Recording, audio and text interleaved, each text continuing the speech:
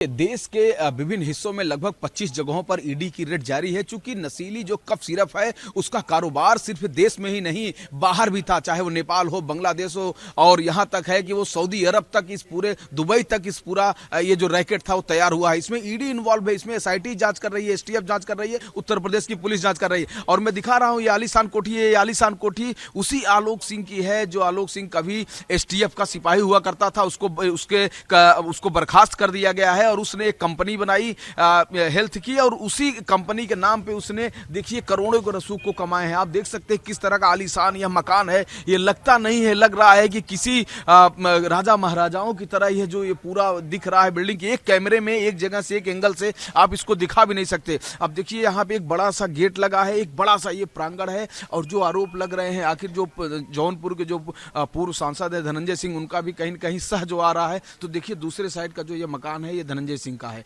ये देख सकते हैं बड़ा सा मकान, अपने विजय से कहेंगे एक एंगल में पूरा दिखा दीजिए। तो ये पूर्व सांसद धनंजय सिंह का है, सामने इधर ये आलोक सिंह है। ये देखिए फिर हम आ गए लौट के, ये देखिए आलोक सिंह जो एसटीएफ का बर्खास्त सिपाही है। आप सोचिए, आकलन करिए, ईडी इसके अंदर, ईडी के कर्मचारी इसके अंदर बैठे हुए हैं। सुबह 7 बजे से लगातार यहाँ पर छापेमारी चल रही है। सोचिए कि वो क्या ये सब इकट्ठा करेंगे, तो क्या आलोक सिंह इसका जवाब दे पाएगा कि वो एसटीएफ से निकलने के बाद एक सिपाही होने के बावजूद ये जो कई करोड़ की जो ये इतनी आलीशान जो इतनी बड़ी कोठी है, मैं आपको एंगल और आगे दिखाता हूं कि उसने कैसे बनाए।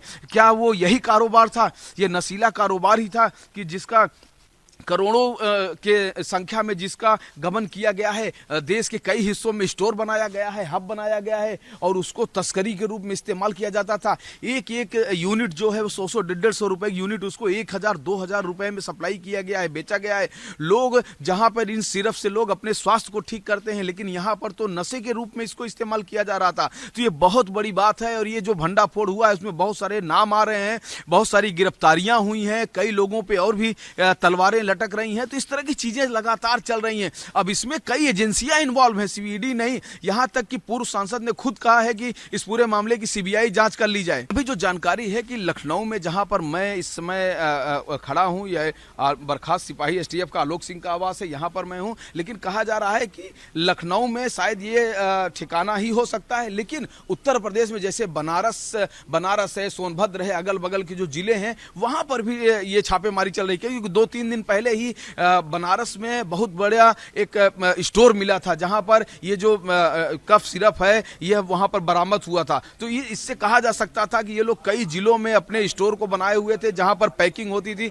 आप देख सकते हैं यहाँ पे सिक्योरिटी भी टाइट है पूरी तरह से। अब देखिए, आप देख सकते हैं कि यहाँ पर देख लीजिए किस तरह से फोर्स, क्योंकि सिक्योरिटी उसको ईडी को ये पता था, ईडी के कर्मचारियों को, कि अगर हम फोर्स के साथ नहीं जाएंगे तो हो सकता है कि कहीं हम दिक्कत में ना पड़े। तो इसलिए पहले वो बाकायदे लखनऊ के जिलाधिकारी से मिलते हैं, वहां से बातचीत करते हैं, फोर्स लेते हैं। फोर्स लेके अब देखिए ना वेपन के साथ किस तरह से गेट पर ही खड़े हैं। ये हमको अंदर भी नहीं जाने देंगे, क्योंकि अंदर जो है छापेमारी की कार्रवाई चल रही है। वहां पर कागजात और तमाम जो चीजें हैं उन पे वहां पर बातचीत चल रही है, सभी साक्ष्यों पे बात हो रही है। आप देख सकते हैं ये घर के अंदर का नजारा है। रिपब्लिक भारत आपको घर के अंदर का नजारा आपको दिखा रहा है कि आप देखिए कि किस तरह से यहाँ पर पूरा जो एक सिस्टम है वो तैयार आपको दिख रहा है। तो देखिए यहाँ पर ईडी की जो टीम है वो अंदर बैठी हुई है, वो तमाम चीजों को दिखा रही है। एक एक डॉक्यूमेंट, चाहे वो लैपटॉप हो, चाहे अंदर कंप्यूटर हो, चाहे मोबाइल्स हो, मोबाइल्स में कितने ग्रुप हैं, कहां बातचीत होती है, किस तरह की बात होती है।